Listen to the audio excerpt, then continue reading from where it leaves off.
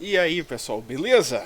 Bem, aqui no vídeo de hoje eu vou fazer algo curto para tentar explicar para vocês mais ou menos como é que funciona o mecanismo principal de dano de uma onda de choque, considerando um explosivo, aqui no caso esférico, distante blá, de uma parede ou de uma superfície rígida. Vamos considerar aqui concreto, que é um material frágil, e pra gente vai fazer mais sentido a análise do que eu estou tentando apresentar. Em linhas gerais, quando você tem um explosivo, tem alguns parâmetros dele, é, da própria detonação, que influenciam na formação da onda de choque. A gente pode ter a forma dele, então a geometria do explosivo tem efeito principalmente para explosão com standoff pequeno, então próximo do ponto de explosão você vai ter uma onda de choque que vai seguir mais ou menos uma configuração inicial similar à geometria do próprio explosivo. Para longas distâncias, usualmente a gente faz uma simplificação que considera uma expansão radial da onda de choque, tá? Então, mas no geral é uma simplificação bem válida, tá?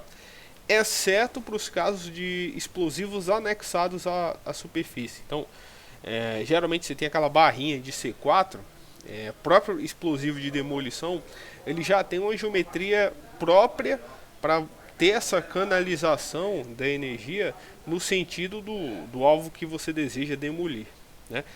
Para explosivos mais afastados você vai ter uma configuração de onda de choque diferente, vai depender assim da geometria, mas no geral você pode considerar radial a expansão da onda de choque, que não vai ter muito problema. Outro ponto é a posição do detonador. Você tem pedreiras, por exemplo, o camarada faz o furo, preenche com anfo, coloca o explosivo.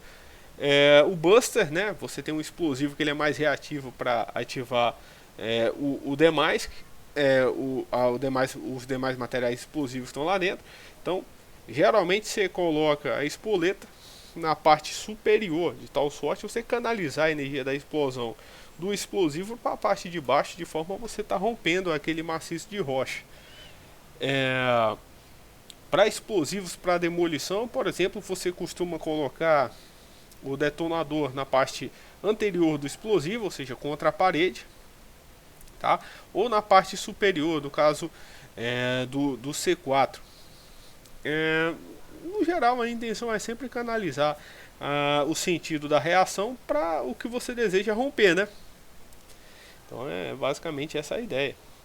Então aqui o que acontece? Vamos considerar a nossa massazinha de TNT esférica, com o detonador sendo detonado a partir do centro ou da extremidade esquerda, tanto faz. Então a gente vai ter uma configuração de onda de choque que vai seguir esse padrão radial. Ele vai atingir a parede. Então quando atingir a parede, quando essa onda de choque atinge a parede, você tem uma mudança de impedância. Não sei se vocês lembram lá de eletricidade, física. Acho que se chega a ver isso no ensino médio, mas nos primeiros anos de faculdade você vê também. Lembra daquela impedância elétrica?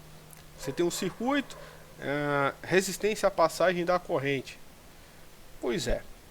Aqui a gente está trabalhando com impedância mecânica. A ideia é basicamente a mesma, só que aqui no caso é uma resistência a essa transmissão de excitação harmônica. Então, quando você tem uma onda, geralmente você consegue descrevê-la através de uma função harmônica, combinação de senos e cossenos.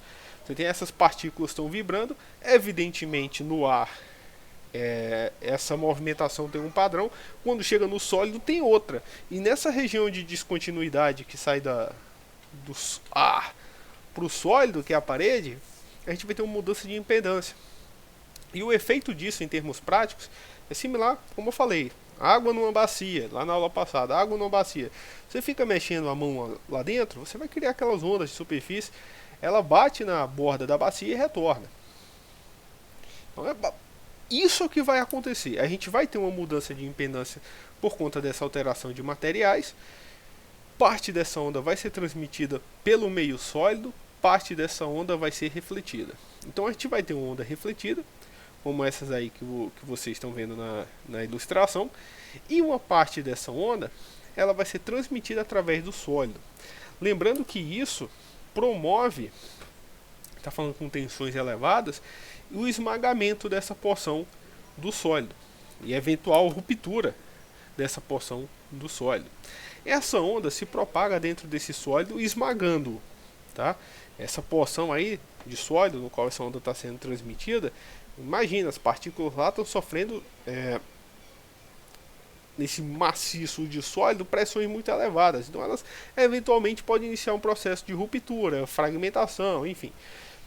Essa onda prossegue dentro do material sólido até atingir a outra superfície, o final da parede, a extremidade posterior da parede. E aí acontece mudança de impedância de novo, porque eu agora estou saindo do sólido para ir para o ar, no caso, saindo do concreto para ir para o ar.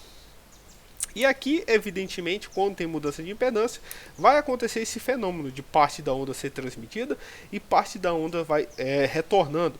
Mas aqui, como eu estou saindo de uma impedância maior para uma impedância menor, eu vou ter uma região de tração nessa parte posterior da parede de concreto. Essa região de tração ainda vai estar associada com essa energia residual da onda sendo transmitida para o ar.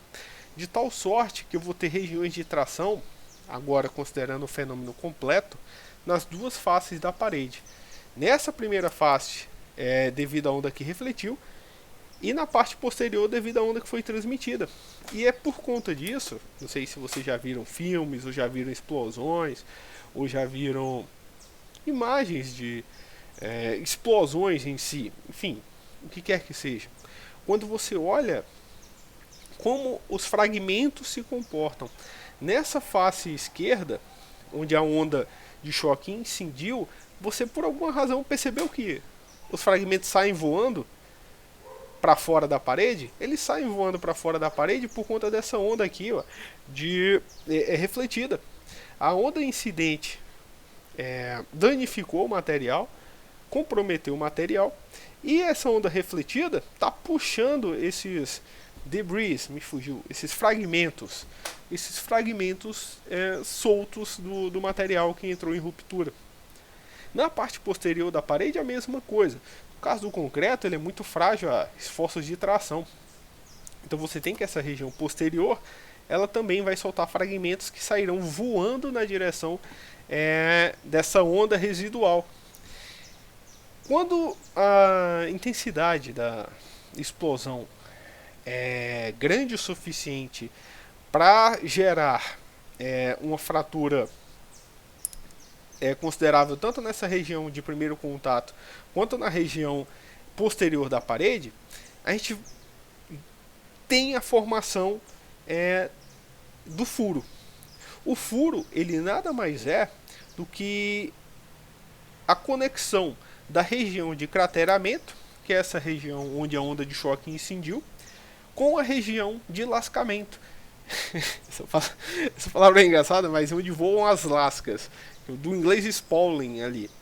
Então, quando você conecta a região de crateramento com a região de lascamento, você promove o surgimento do furo, que é isso que de fato, quando você tem explosões visando demolição, você busca, tá? Como eu falei, o tamanho, as dimensões desse furo estão relacionadas com o explosivo, com a posição do explosivo, com o tipo de explosivo, tá? Então, quantidade, né? Eventualmente você pode ter explosões que não vão conectar o furo, então você pode ter uma região de crateramento, pode ter uma região de lascamento, mas não necessariamente elas vão conectar, você simplesmente só fragilizou o material, tá? Então, do ponto de vista da análise de danos, isso daqui seria um dos conceitos fundamentais para você fixar na sua mente como é que funciona o processo. E é por conta disso que, só fazendo uma extensão, que quando a gente está trabalhando, você vê filmes e tudo mais, o camarada recebe uma onda de choque, sai voando, pula para desviar, enfim, toda essa baboseira, que não existe, né? Porque considere que você, dentro do seu corpo, você tem o seu pulmão, por exemplo. Ele é o quê? Um órgão que é oco, tem ar lá dentro. E é por conta disso que a onda de choque de uma explosão ela é letal. Porque dentro do seu próprio corpo você consegue ter quando ele está submetido à passagem de onda de choque, tem mudança de impedância. Então tem ar fora, carne, ar lá dentro do pulmão, E acontece basicamente o que aconteceu aí na ilustração. Ele simplesmente rasga. Então, quando tem a passagem de onda de choque, dependendo da intensidade dela, incidindo sobre seres vivos, o que tende a levar à letalidade não são necessariamente os fragmentos, nem o impulso que o corpo recebeu, mas o dano que causa nos órgãos internos que são ocos, que é por conta disso. A mudança de impedância tem esse peso. Salvo engano, essa técnica também é utilizada para quebrar pedras nos rins, mas aí o médico vai saber bem mais do que eu como é que funciona para lá. Mas é assim que funciona. Você meio que quebra as coisas de dentro para fora, sabe? No geral, o processo funciona mais ou menos assim. Você tem essa ruptura que se dá por essa diferença de impedância graças à passagem da onda por diferentes materiais. Belezura? Falhou!